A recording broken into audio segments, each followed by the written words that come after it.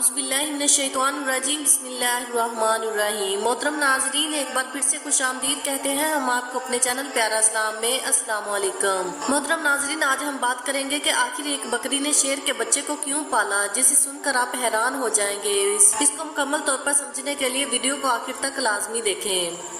एक शेरनी ने 2 बच्चों को जन्म दिया और वो फौत हो गई। शेर ने जब ये देखा कि शेरनी फौत हो गई तो वो बहुत परेशान हुआ कि अब ये बच्चे कैसे पलेंगे और इनका क्या होगा। वो इसी परेशानी में था कि ना ये बच्चे शिकार कर सकते हैं और ना मैं दूध पिला सकता हूँ। इसी परेशानी में बैठा सोच रहा था कि एक बकरी आई, उसने शेर के बच्चों को अपना दूध पिलाना शुरू कर दिया। शेर ये देखकर बहुत खुश हुआ कि मेरा मसला हल हो गया। बकरी रोजाना अपने वक्त पर आती और आकर शेर के बच्चों को दूध पिलाकर चली जाती। शेर दिन भर शिकार करता और बच्चों से बेफिक्र रहता। यही सिलसिला चलता रहा और शेर के बच्चे जवान हो गए, इस काबिल हो गए कि वो अपना शिकार खुद करने लगे। शेर के बच्चे रोजाना जाते और शिकार करके अपना पेट पालते।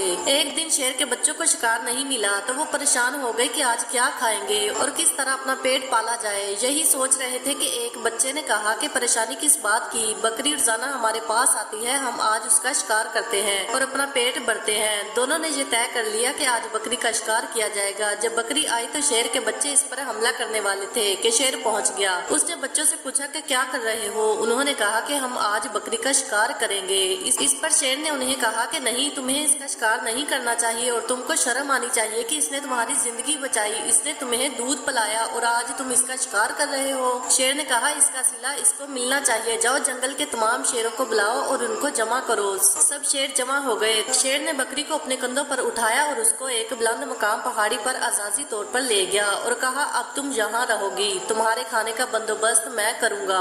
शेर ने बकरी को कंधे पर उठाया हुआ था कि एक बाज उड़ता हुआ जा रहा था। उसने ये मंजर देखा तो हैरान रह गया कि ये कैसे मुमकिन है कि शेर और बकरी एक साथ, और वो भी शेर के कंधों पर। बाज ने बकरी से पूछा कि तुमको ये एजाज कैसे मिला। इस पर बकरी ने कहा कि ये सब नेकी का सिला है। बाज ये सुनकर चला गया। जा रहा था कि उसने देखा कि एक चूहा पानी में बहे जा रहा है। वो अपनी जिंदगी बचाने की कोशिश कर रहा है मगर वो बचा नहीं सकता। बाज को बकरी की बात याद आई। उसने चूहे को पानी से निकाला और उसको धूप में रखा कि ये बच जाए। चूहे को जैसे ही जान आई उसने देखा कि एक बाज पास बैठा है। उसने बाज के पर काट दिए। बाज उड़ने से मजबूर हो गया। कुछ दिन गुजरे, बाज के पर वापस आए तो वो उड़ा और सीधा बकरी के सर पर बैठकर बोला कि मैं तुम्हारी आंखें निकालूंगा। बकरी ने पूछा कि क्यों।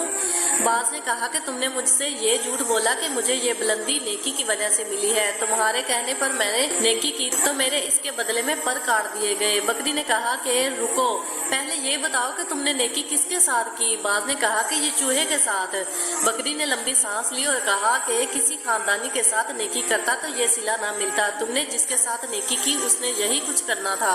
हम अगर अपने घर से, माशरे से, गली कोचों से बाहर निकलते हैं तो हमें एक ही बात समझ आती है कि हम आज इतने गैर महफूज क्यों हैं, हम आज इतने अदम तहफ़्फ़ुज़ का शिकार क्यों हैं, जबकि हमारे लीडर भी हैं, हमारे हुक्मरान भी हैं, हमारे बादशाह भी हैं, हमारे अदारे भी हैं, हमारे कानून भी हैं, हमारे असूल और ज़ाब्ते भी हैं।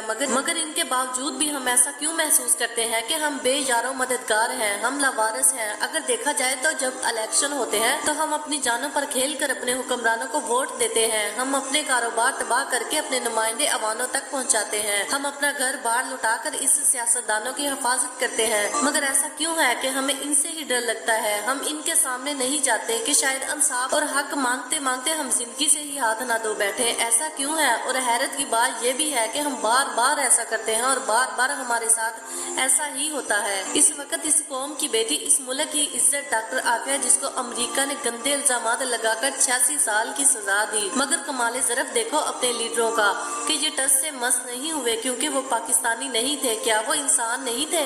क्या इस पर लगने वाले इल्जामात सच थे? मगर इसके बावजूद भी हुकूमत बहुत कुछ कर सकती थी मगर उसने नहीं किया। सवाल सिर्फ ये है कि अगर आफिया पाकिस्तानी ना होती, किसी और मुल्क की शहरी होती तो क्या कि वो इसी तरह खामोश रहता? हरगिज नहीं। इस वक्त तक अमेरिका ने दुनिया में कितने ममालिक के शहरियों को सजा दी है, कितनों को मारा है, मगर जब भी हमारे हुक्मरानों और शहरियों की बात आती है तो एमल कांसी से लेकर डॉक्टर आफिया तक सारे जख्म ताज़ा हो जाते हैं। क्योंकि ये सिर्फ इस कौम की बेटियों और बेटों के साथ ही ऐसा क्यों होता है? तो इसका जवाब यही होगा कि वोट देते वक्त, लीडर बनाते वक्त, इक़्तिदार की कुर्सी पर बैठते वक्त, ऐवानों के अंदर पहुंचाते वक्त शेर और चूहे का फर्क देख लिया होता तो आज हम बुलंदी पर होते ना कि अपाहज होकर बैठे होते। मोहतरम नाज़रीन, अगर आपको इस वीडियो की जरा भी समझ आई हो तो प्लीज वीडियो को लाइक करो और चैनल को सब्सक्राइब करें ताकि हमारी आने वाली हर मोटिवेशनल वीडियो सबसे पहले आप तक पहुंच सके। शुक्रिया।